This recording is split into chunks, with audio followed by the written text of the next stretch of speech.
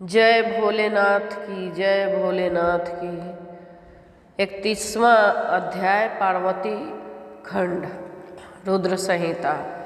नारद द्वारा हिमालय गृह में जाकर विश्वकर्मा द्वारा बनाए गए विवाह मंडप का दर्शन कर मोहित होना और वापस आकर उस विचित्र रचना का वर्णन करना।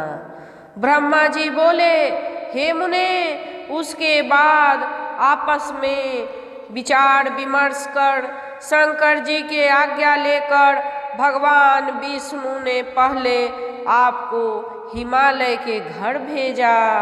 हे नारद, भगवान श्री हरि की प्रेम पूर्ण प्रेरणा से सर्वेश्वर शिव को प्रणाम कर आप बारात से आगे हिमालय के नगर को चले। हे मुने, वहाँ जाकर आपने विश्वकर्मा द्वारा रचित लज्जा की मुद्रा से युक्त अपनी कृत्रिम मूर्ति देखी और उसे देखते ही आप विस्मित हो गए। हे महामुने, विश्वकर्मा द्वारा बनाई गई अपनी मूर्ति को देखकर तथा विश्वकर्मा का सारा चरित्र जानकर आप श्रांत हो गए। तत्पश्चात आपने स्वर्ण कलशों से एवं केले के खंभों से अत्यंत मंडित रत्न चित्रित हिमालय के मंडप में प्रवेश किया। वह मंडप अति अद्भुत नाना प्रकार के चित्रों से अलंकृत तथा हजारों खंभों से युक्त था। उसमें बनी हुई वेदी देखकर आप आश्चर्य में पड़ गए। हे मुने, हे नारद, उस विस्मय के कारण आपका ज्ञान एवं बुद्धि नष्ट हो गई।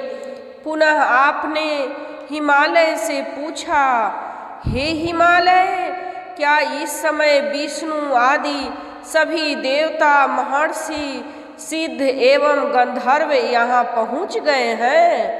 हे पर्वतराज, क्या विवाह हेतु श्वेत बैल पर सवार होकर गणेश्वरों से युक्त सदाशिव पधार चुके हैं? यह बात आप सत्य सत्य कहिए। ब्रह्मा जी बोले, हे मुने, विस्मित हुए आपने इस प्रकार के वचन को सुनकर पर्वत हिमालय आपसे तथ्य युक्त वचन कहने लगे। हिमवान बोले, हे नारद, हे महाप्राज्ञा, अभी पार्वती के विवाह के लिए अपने गणों तथा बारातियों को लेकर शिव जी नहीं आए हैं। हे नारद, आप उत्तम बुद्धि से विश्वकर्मा के द्वारा रचित चित्र जानिए।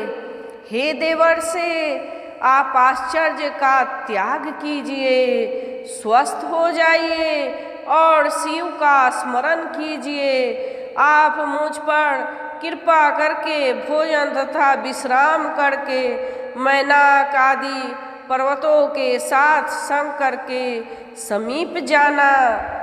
हे महामते, जिनके चरण कमल की अर्चना देवता तथा असुर भी किया करते हैं, उन शिव की प्रार्थना कर आप इन पर्वतों को साथ लेकर देवताओं तथा महर्षियों सहित उन्हें यहाँ शीघ्र ले आइए। ब्रह्मा जी बोले, हे नारद, तब आपने यथा तथा अस्तु कहा और वहाँ का सारा कृत्य अच्छी तरह संपन्न कर भोजन करके महामनस्वी आप हिमालय के पुत्रों सहित बड़ी प्रसन्नता से शीघ्र शिव जी के समीप गए। वहाँ आपने देवताओं से घिरे हुए महादेव जी को देखा। आपने तथा उन पर्वतों ने भक्ति से उन कांतिमान शिव को प्रणाम किया।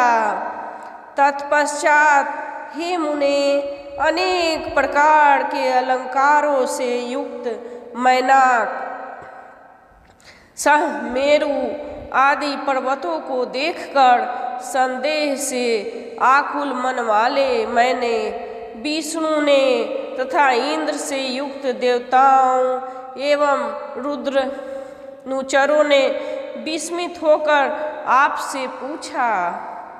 देवता बोले, हे नारद, हे महाप्राज्ञ, आप तो आश्चर्य से चकित दिखाई पड़ते हैं। हिमालय ने आपका सत्कार किया या नहीं?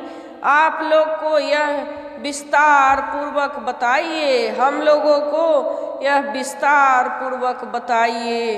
हे महाबली मैनाक, सह तथा मेरु आदि पर्वत अनेक अलंकार धारण कर यहाँ किस उद्देश्य से आए हैं?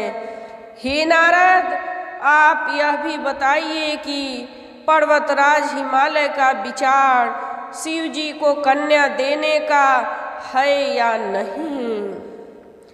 हे तात, इस समय हिमालय के यहाँ क्या हो रहा है, यह सब विस्तार से कहिए। देवता लोग नारद से पूछ रहे हैं। हे सुवर्त, हम देवताओं का मन अनेक प्रकार के संदेह से ग्रस्त हो रहा है, इसलिए हम लोग आपसे पूछ रहे हैं, आप हमारा संदेह दूर करें। ब्रह्मा जी बोले, हे मुने, उन विष्णु आदि देवताओं का वचन सुनकर विश्वकर्मा की माया से विस्मित हुए।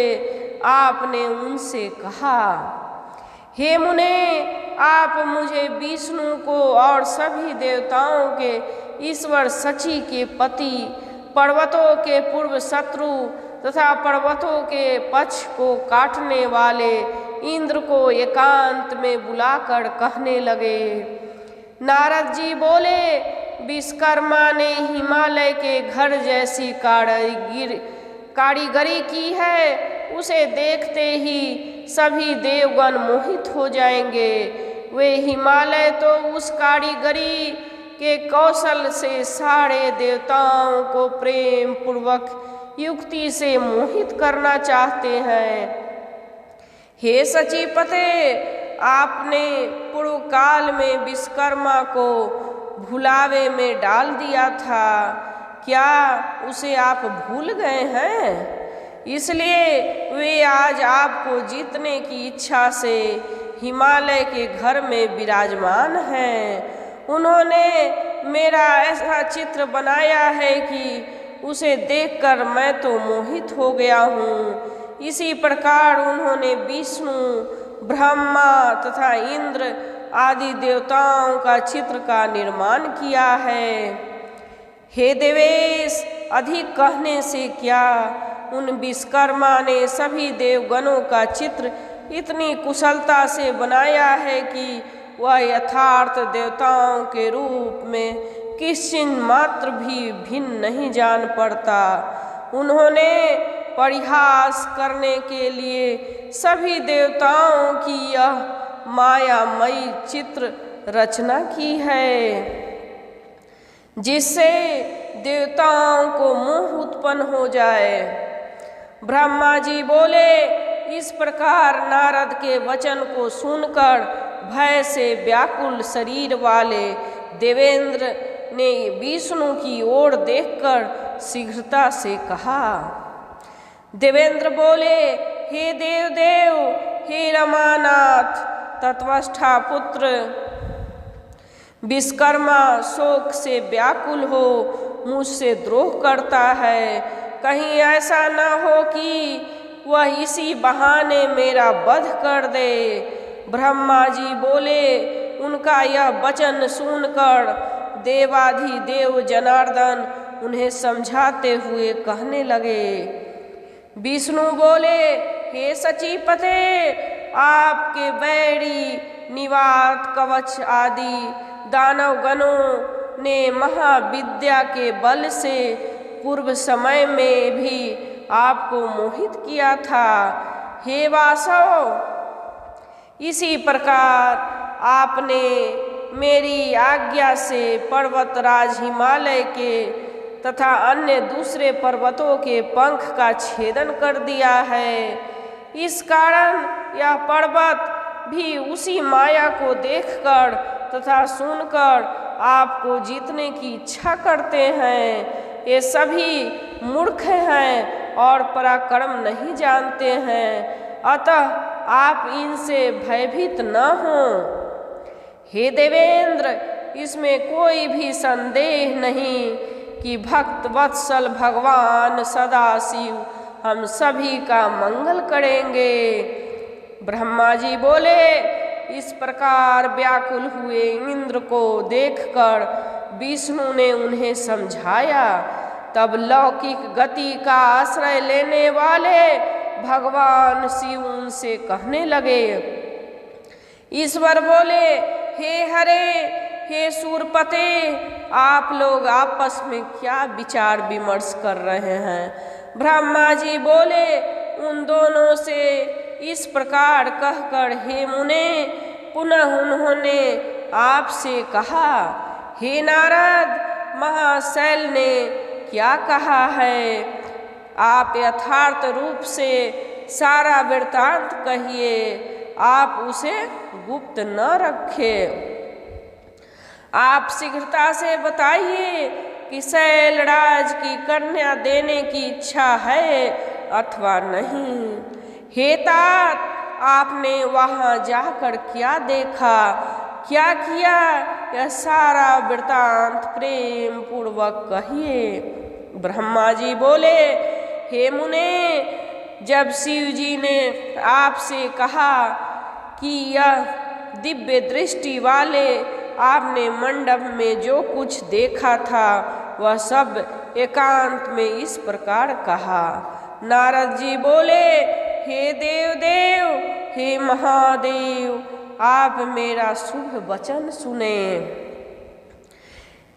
इस विवाह में किसी प्रकार के विघ्न दिखाई नहीं पड़ते, न तो किसी प्रकार का भय ही है। शैलराज निश्चित रूप से आपको ही अपनी कन्या देना चाहते हैं और हे पर्वत, इसी निमित्त आपको लेने की इच्छा से यहाँ आए हैं, इसमें संदेह नहीं।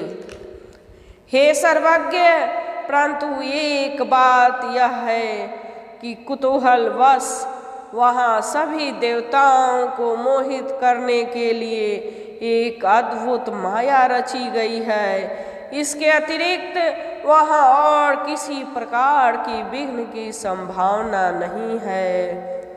हे विभो, हे महामाया करने वाले विश्वकर्मा ने हिमाचल की आज्ञा से उनके घर में महान आश्चर्य युक्त मंडप की रचना की है। उस मंडप में विश्वकर्मा ने सारे देव समाज के चित्र का निर्माण किया है।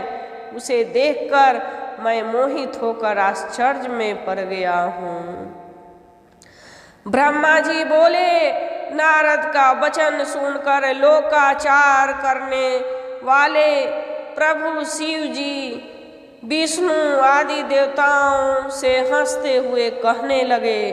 ईश्वर बोले, हे विष्णु, यदि पर्वत हिमालय मुझे अपनी कन्या देंगे तो आप यथार्थ रूप से बताइए कि मुझे माया से क्या प्रयोजन है। हे ब्राह्मण, हे शक्र, हे मुनिगण तथा हे देवताओं, आप लोग यथार्थ रूप से कहिए कि हिमालय मुझे अपनी कन्या दे रहे हैं तो माया से मेरा क्या प्रयोजन है। न्याय शास्त्र के जानकर पंडितों ने कहा है कि जिस किसी उपाय से अपने साध्य को प्राप्त करना चाहिए, अतः आप भी सभी विष्णु आदि देवगण इस कार्य सिद्धि की इच्छा से शीघ्र ही चलें। ब्रह्मा जी बोले, देवताओं से इस प्रकार कहने वाले जितेंद्रिय भगवान सदाशिव को कामदेव ने साधारण मनुष्य के समान अपने बस में कर लिया। उसके बाद शिव जी की आज्ञा से विष्णु आदि देवता एवं ऋषिगण भ्रांत तथा मोहित करने वाले हिमालय की गृह की ओर गए। हे मुने, उन देवताओं ने आप नारद को तथा उन पर्वतों को आगे कर आश्चर्यचकित हो हिमालय के अपूर्व एवं परम अद्भुत मंदिर की ओर प्रस्थान किया। इस प्रकार हर्ष से भरे हुए विष्णु आदि देवताओं तथा प्रसन्नता से युक्त अपने गणों के साथ हुए शिव जी आनंदित होकर हिमालय के नगर के समीप आ गए। जय भोलेनाथ की जय। 41वां अध्याय पार्वती खंड समाप्त। जय भोलेनाथ की। जो भी शिव महापुराण सुन रहे हैं कमेंट बॉक्स में ओम नमः शिवाय लिखकर भगवान की शक्ति असीम